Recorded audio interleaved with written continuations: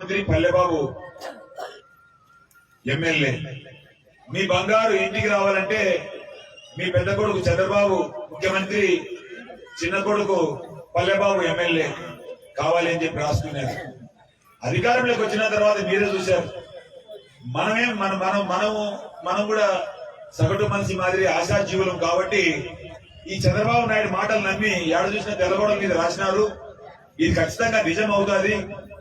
ఈ నిజమయ్యే క్రమంలో మన ఇంట్లో ఉండే బంగారు, బ్యాంకులో ఉండే ఆల్రెడీ ఉండే బంగారు ఎట్లా ఉంది, ఇంట్లో ఉండే బంగారు కూడా ఎత్తుకొని పోయి డబ్బులు తెచ్చుకున్నాం. ఎందుకంటే మళ్ళా మాఫీ అవుతుంది కదా. ఈ చంద్రబాబు ముఖ్యమంత్రి అవుతాడు, ఈ పల్లెబాబు ఎమ్మెల్యే అవుతాడు, ఈ పల్లె ఎమ్మెల్యే అవుతాడు. వీళ్ళిద్దరు అవుతానే ఖచ్చితంగా మారిన మనుషులు కదా వీళ్ళు, ఖచ్చితంగా మంచి చేస్తారనే ఆలోచనతో ఇంట్లో ఉండే బంగారు కూడా పోయి బ్యాంకులో పెట్టి మనం లెక్క తెచ్చుకొని అది కూడా వాడేసుకున్నాం. వాడేసుకొని